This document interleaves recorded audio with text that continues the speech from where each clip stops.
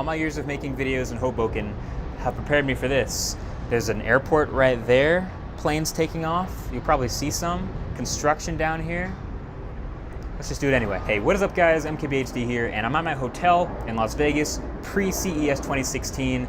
And I asked you guys on Twitter if you guys had any questions about CES or anything else tech related, and you had plenty, so let's get into it. Pros and cons of switching to Final Cut.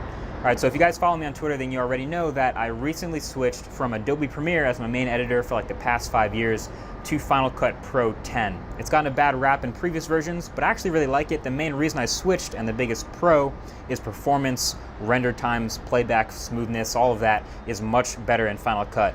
And Premiere, I guess the biggest thing I'm losing, the biggest con, would be all the plugins and all the effects I use with Premiere, but I'm finding them slowly. Not tech related, but pancakes or waffles? Pancakes. I feel like I've answered that before. Hopefully I said pancakes last time. All right, the most common question, what are you looking forward to the most at CES 2016 and why? CES, as I've said before, is becoming more of a niche show with less important devices, but more risks and more fun stuff. I feel like this year is going to be more of like a car show. All the car tech that's been getting better in the past couple of years is going to be neat to see. Android Auto, Apple CarPlay, all the in-dash stuff getting more high-tech in cars. That's going to be cool, but we're still going to see stuff like the crazy 8K TVs, the awesome displays, the virtual reality stuff. All that stuff is going to be at CES just because that's the nature of the show. What have you brought with you to edit with? I brought the 15-inch Retina MacBook Pro that I showed in Dope Tech number 2 you guys saw, the all matte black painted version, super high-end. That is what I'm using to edit. And like I said, it's going to be running Final Cut. Do you think fingerprint sensors on phones are a necessity? No, I don't think they're a necessity. They're still pretty cool to have, especially in the highest end phones that do it really well. That's gonna be something I look forward to, but I don't think there's gonna be a time where every smartphone has to have a fingerprint sensor. But it is pretty nice though. Tesla Model X review, you know what? I would love to.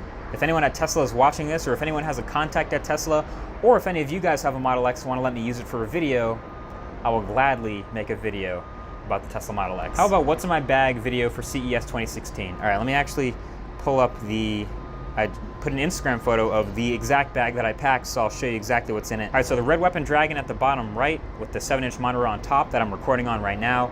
To the left of that are the batteries. To the left of that is the microphone, the Sennheiser MKH416. Above the batteries is the Sanken COS 11D, the lav mic I'm using right now, which is doing a pretty good job. Above that is the Canon 100mm macro. Above that is the Sigma 18-35, my go-to.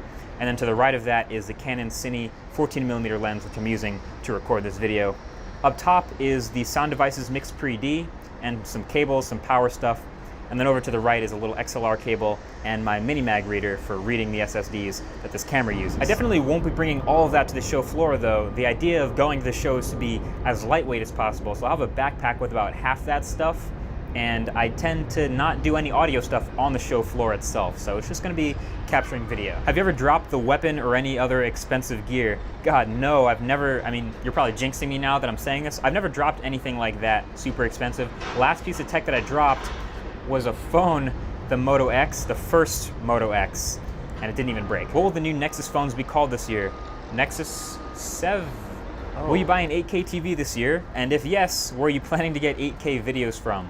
I would guess that no, I'm probably not buying an 8K TV this year. I hope I'm wrong. I hope it advances super fast, but the chances of having a whole bunch of 8K videos to watch that look way better than the 4K OLED TVs that are already out is pretty slim. Though again, I hope I'm wrong. Have you seen even one person wearing an Apple Watch yet? Yes, the person who sat next to me on my flight was wearing an Apple Watch. Do you get special treatment when you are going to CES as a YouTuber? No, in fact, it might have been the opposite like 2 or 3 years ago. YouTubers got sort of less than standard treatment. I guess now it's a little better because YouTubers are being more recognized as a part of press. But no, it's pretty much like the rest of the press experience now. If you had to compare phones to NBA teams, what phone would you say the Clippers, Lakers, and Warriors are, right, the California teams? I would say the Clippers are probably like an LG V10, where they do one thing really, really well, jump shooting and the camera, sort of like a specialty. The Warriors are probably like a Nexus 6P. Like, they don't really have much of a weakness that you can attack. They're pretty much set. And the Lakers are probably like a BlackBerry Priv. All right, that's my time, guys. Thank you for watching this Ask Me video. Hope it was a little different, a little bit of fun. Sorry if you couldn't hear anything I was saying for all the construction noises. It's a little bit worse in Hoboken, which is something I thought I would never say. But anyway, catch you guys at CES. If you see me there, say hi. Talk to you guys in the next one. Peace.